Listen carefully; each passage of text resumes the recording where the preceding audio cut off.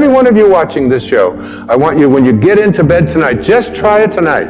Instead of using these 5 minutes to review what you don't want, review everything that you've placed into your imagination.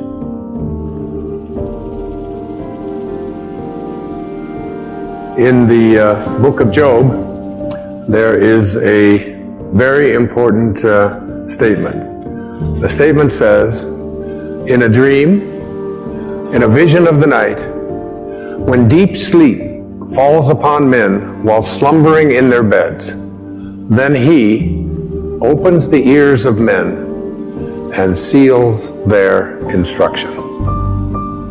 Your subconscious mind is most comfortable when you are unconscious. You are unconscious when you are in your sleep state. And in your sleep state, your subconscious mind is busy at work. And it's so important, I call it the last 5 minutes of your day. So you get into bed, every day you get into bed, you get ready to go to sleep. And you are now you're in that state between being awake and being asleep, where you're getting drowsy, and you are going to marinate for the next 8 hours in your unconscious, subconscious mind. You're preparing your marinade. And the question is, how do you want to prepare yourself for having your instructions sealed? Your ears are opened and your instructions are sealed. So most people use the last 5 minutes of their day as they're about to enter into sleep to review all of the things that they don't like, and all of the things that didn't work, and all of the people that hurt their feelings, and all of the stuff that is going on in their life that they wish weren't happening. This is their worry time. This is the time when you fill your mind with all of this stuff, and then you go off into sleep, and he opens your ears and seals your instructions while you are slumbering. That's right out of the book of Job. So what you want to do is reverse this practice, because your subconscious mind is listening to how you are asking the universe to provide for you what it is that you would like to attract or manifest into your life.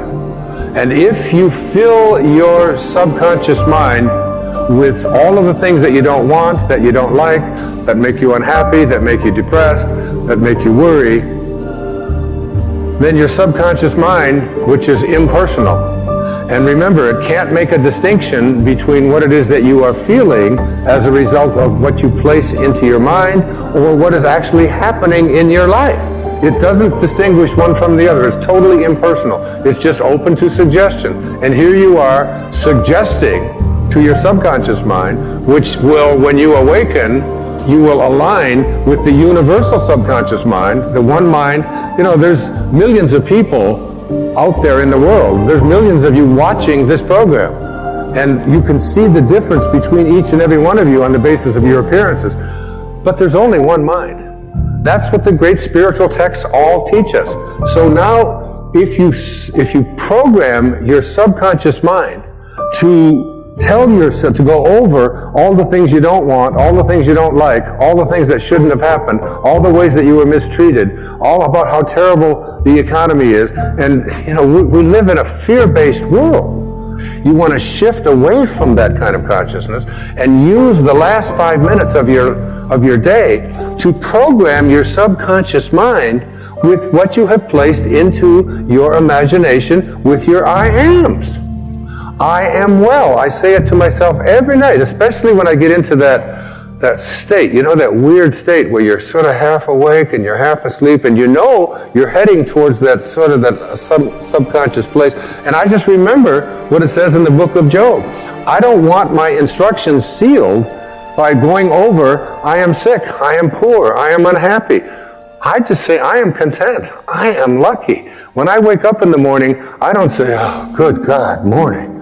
It's the reverse. I say, good morning, God. You know, it's like being grateful rather than being in that place where the things that you don't want are what you have programmed your life to be. I always think of this as, like you have a currency. And if I were to give you currency to go out and purchase what you want, and every place you went, you took this currency that you have to purchase what you want, and you purchase what you don't want, and then when you get home and you wonder why your house and your life is filled with everything that you don't want, it's because you're insane. That's just insanity. It is. I mean, why would you take the currency that you have to buy what you do, that's there for what you do want, and spend it on what you don't want? Well, the currency that you have for attracting into your life what you would like to have are your thoughts and your imagination and your I ams, your God consciousness. Why would you use it to say, I am unable, I am unlucky, I cannot, I will not? You're throttling, that's what it says in the I am discourses, you're throttling that great I am presence that is located within you. And so the last 5 minutes of your day, as you're about to marinate for 8 hours in your subconscious mind with your unconscious state, you want to go into that state. Even if your senses tell you, oh, you're just fooling yourself and so on. You don't want to use your senses and the internet and other people's opinions, what you see, what you hear. You want to let go of all of that and recognize that anything that you want to attract or create for yourself in your life begins with what you have placed in your imagination and have assumed the feeling of that wish fulfilled, and now you're going to practice it. Because getting stuff out of your subconscious mind is a big job. It really is. Most people are just not willing to do what it takes. I still can't get the Morse code out of my subconscious mind. I need to have a major deprogramming thing. There's that exit sign. It's always there.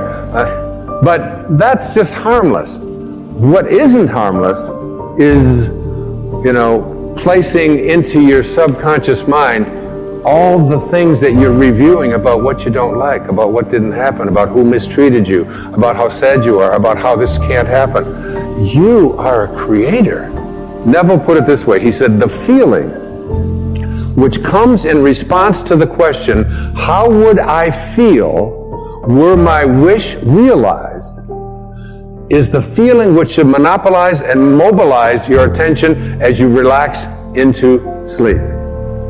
How would I feel were what it is that I would like to attract and create? And I don't care what it is, whether it's about the condition of your body, the disease state that you're in, the fact that you've been overweight for 3 centuries or 3 decades or whatever it is, the fact that you've been addicted, you ignore it. Even if you're drinking the coffee and doing the drugs and drinking alcohol or eating the sugar and so on, ignore what your senses tell you. Ignore what you see on the scale. Ignore all of that and say, I am sober, I am healthy, I am well-being, I am content, I am happy, I am perfect health. Because ultimately, that's how you will attract it. You have to be able to see the wish fulfilled already in advance and call those things which do not yet exist as though they do.